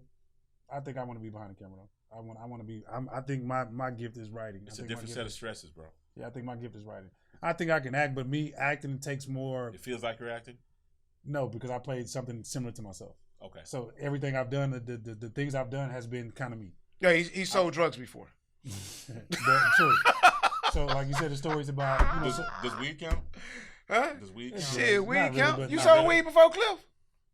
everybody. We ain't gonna do weed, that because you a professor and shit. Yeah, we ain't gonna do I that. did We not. done- I don't remember you hustling like that's why I'm I like, did damn, not. Cliff, We I ain't don't know that. do I ain't know you was like It that. Because what are we talking about here? We're not talking about anything. That's what he All likes right. to do. I sold CDs and tapes, Word. DVDs. Excuse Hey, me. That's a hustle. That's a hustle. That's a hell of a you hustle. said bootleg DVDs or real DVDs? Bootleg. I sold the real DVDs out my trunk. Oh, He yeah. sold some He broke bootlegs. the law. Like I'm damn straight. You weren't paying Like, I didn't taxes get on all. that I shit? didn't, right? No. Hey man. I think you're good. All right. On Because that note. DVDs are non-existent now, so I think Yeah, I'm you good. get A up statue Hey man, the is statue, over. the statue is gone, man. This But I shit got a was whole way box of back DJ when. Screw, the Untold Story DVDs that I did. Shrink Oh, you wrap, did the whole do thing. that? Yeah, I did that. Damn, see, we didn't even get a chance to touch on some of the shit Do you I got a did. DVD player? Because I would love to get one of those. You can have it. I As a always matter got of fact, DVD I should player. just digitize it. I was going You to say, should, just put it on YouTube. digitize put it it. on YouTube. Yeah. Yeah. No. Oh, before you go, Hey, I'll listen, give it to you and listen. put it on. Hold on. Did you see the DJ Screw tribute? No. Did you not see that? That was good. I saw. People didn't like it, but I did. There was one at U of H. They had an exhibit at U of H, and then now they've moved that exhibit over to Rice University, and they're going to do more with that. One of the curators of that project, I was in contact with her on Friday, and I'm supposed to be, because I don't really think Screw and Watts get the credit they deserve. No, for the creation of that sound. Well, I guess Screw get the credit for creation, but yes. I don't think it's Watts definitely don't get the justice because I think Watts took it to another level. He did, and I mean, even when Screw was around, Watts was still climbing the chart. Like you know what I'm saying? I mean, that's probably unpopular to say, but it's to me, from my experience, it's true. Nah, it's true. Watts had a huge name out here, right? And he deserves his respect, right? And I feel like you know what I'm saying I just personally feel like they don't get the credit for we get developing a sound. Hey man, shout out to DJ Michael Watts, man. We'll be checking you out, man. Thanks for coming on the podcast. Definitely. Shout out he's to on the all podcast, the Houston pioneers that we've had opportunities to work with over the years that are still out here doing it, that are still relevant. Absolutely. Hopefully everybody can work everything out. Yeah. Hey, I hate you didn't make my party, man. So at my party, I had Daryl Scott. I don't think I was invited. I'm pretty sure you were. No. So I had Daryl Scott. I had Lester Sir-Pace, Walter D, DJ Tron, K-Tron, DJ K-Tron. Who else was there? K-Tron. Who I'm leaving at? Big Rob. That was the other guy that you thought was. Oh yeah, that I made a mistake and said Daryl Scott. Yeah, him. But it was Michael Jackson came. Big Rob's one of my best friends. Michael Jackson came to the party. Huh? Michael Jackson came. Yeah. What? Yeah, he came back. That's what's up. Yeah. Mike. Yeah. No, it was He a little chubby. Inflation. Mike been eating good. Inflation. Yeah, I get it. You had a little Kiki performance. Slim them stayed. That's what's up. Slim was supposed to. Slim, you owe me a song, man. You supposed to perform. What happened? We had to go. Where did y'all go? He had a show. Oh, that's right. He had a show. Yeah. Actually, y'all stayed longer than what y'all was. We didn't realize the time. That's why we just left the fuck. There was a lot of shit going on though at the party. Slim is an example of a dude who's been able to move around here freely and independently and do really well. Yeah. Well, then we're gonna close on this. This is why I'm so he's excited. The exception, isn't he?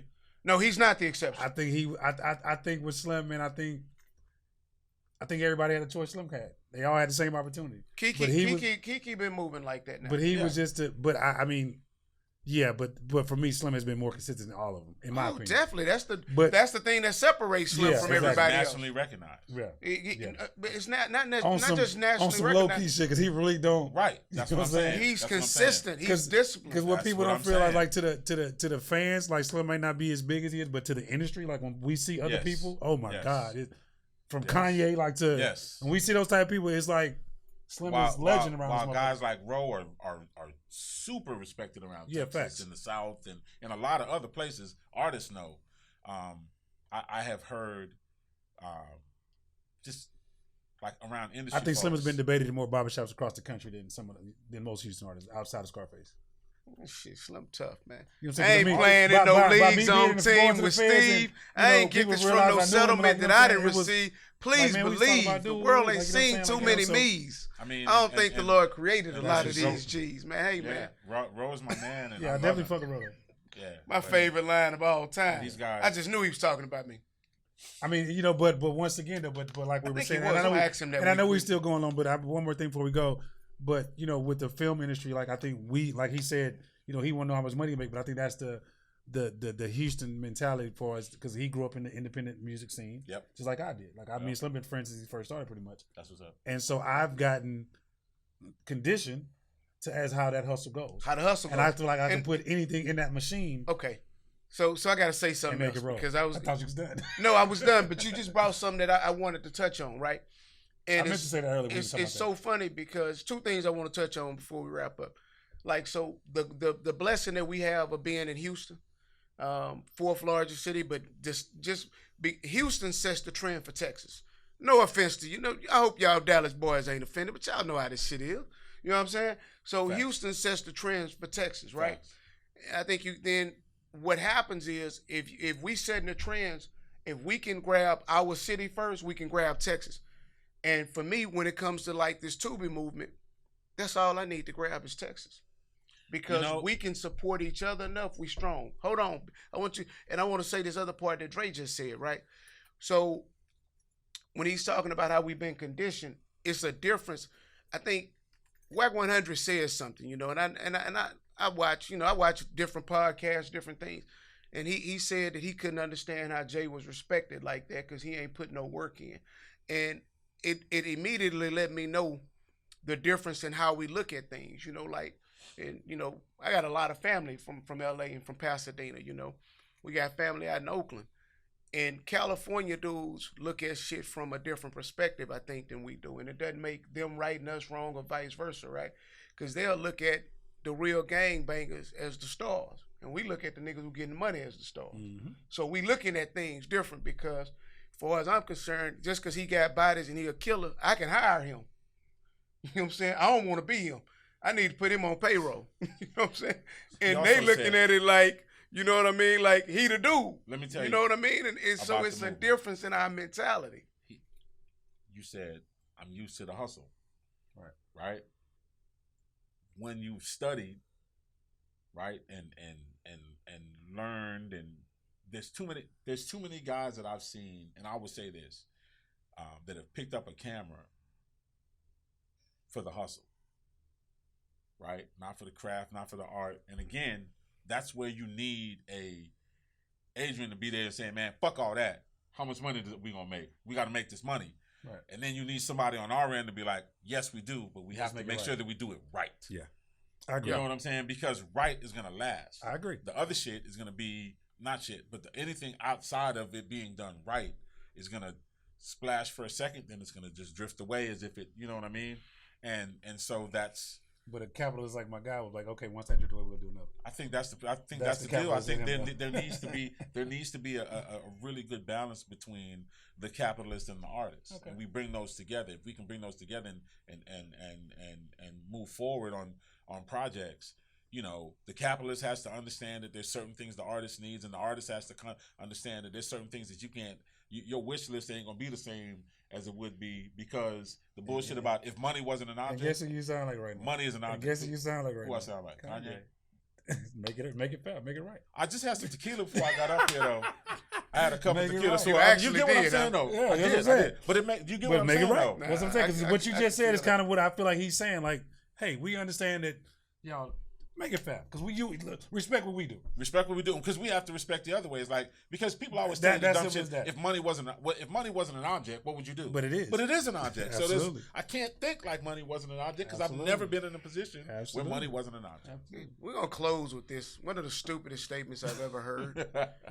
Money doesn't buy happiness. You don't know where to shop. Lie. It's a great down payment. So you don't know where to shop. On one, like that. And then two, let me tell y'all, every time I had a bunch of money, I was pretty fucking happy. Seem like every time I don't have my money right, I'm not as happy. Well, for the motherfuckers that's unhappy with money, give it to me. Yes, please. Yeah, just give it to me. Please. Philanthropy is well respected. Yes, and you can give to the arts. Yes, I'm not an artist. Just give it to me. Let's make some shit happen. Yo, just fuck with me. I got you. Hey, man, I appreciate you. I'll hire him and let him record me. Facts. Facts. Yeah, and he'll do a great job. You'll hire at this point. You'll hire my company. Okay, fair. And I got some young guys that are talented. Yeah. And we're gonna hire your company. We're gonna hire you. Yeah, let's do it. We're working clean. Hey man, we appreciate you coming on, man. Thank you so much, my brother. Man, this is my guy. Man, love, homie. I just hate we didn't really get a chance to get into Cliff, the creator, who he is. But you know what? The next time we bring him back, because now I think I kind of sold him, and this was the purpose. So y'all know real quickly before we go. It was a setup. This shit was a cold setup. I knew I told Lonnie to get Cliff over here. They broke open a bottle of really expensive tequila back there. Did that nigga open that bottle? But you worth it. We'll talk about it. You worth it. You see him sweating. Yeah, you worth it because I needed to get his ass over here. Let's reel him in so I need another director. So you know what I mean? So let's go to work, man. Outside of you, I'm not doing it. I'm telling you, I'm being honest with you. Okay. Outside of you, fuck them other people. I wasn't gonna fuck. Don't worry about it. But if if this what you're doing, let's make a jump. Let's do it, man. We've been needing to work together. I might have the perfect one for you to direct. He got a bad boy. He got a bad boy. Yeah. Straight up, he got a bad boy. Huh? No, as long as we're not trying to. We 2-3 locations. Oh, it's like a Friday. Think we of Friday. Aerials. All day. Friday. Yeah, it's a comedy. Yeah. I'm ready. Let's do it. Yeah, I'm serious. As a matter of fact, I'm so serious. I got a comedy thing I'm gonna do that's gonna go on there. We supposed to do it late next month. I'm trying to debate, do I do it for like Christmas as an actual show, or do I do it just to? Oh, a comedy show? Yeah, but it's kind of like it's a comedy show. But I'll break it down to you. Hey man, thank y'all. I got a comedy movie though. Yeah, he's got a comedy movie. He's a funny fucking guy. Though. Is Ali in it? No, not Shady Wayne. I'll explain which type of thing. That's right. No. Yeah, see, Ali, I'm plugging you. See that? Ali, my boy. Shout out to That's Ali, mine man. too. So I've been fucking Ali since just joking, man. So he's you know gonna what I'm talk shit about we don't work together. Yeah. There you go. All right, so man, we appreciate y'all tuning in, man. Thank y'all. I apologize to my man Cliff, the creator over here, man. I didn't really get a chance to go down his accomplishments, but I think we had a very productive, very good conversation. Great conversation, and so thank y'all for tuning in. Make sure y'all hit that like, notification bell. Continue to, we're not getting enough engagement, so y'all make sure y'all hit us up in those comments, man. I know we had them turned off for a while. And I responded back to some of them comments, man. Yeah, and that's the problem for me. I wasn't responding, so I was like, we just turn this shit off. Because people started asking questions, and I was like, so that be me jumping in there. I was like, I ain't got time to answer the questions. So, I'm in there. So now I'm trying to make sure we take this thing a little bit more serious and do it, man. So with all that being said, man, thank y'all for tuning in to Cole and Dre podcast. I'm Cole. And this is Dre, and we out. Peace. All right. Hey man, what time it is, man? Hey, relentless. Hey, relentless. Hey, hey. Hey, Cole, boss straight, two mother, watch them out. No cap, all facts like what you talking about. Boy, listen and pay attention to what we talking about. We can show you how to make 100,000 in the drop.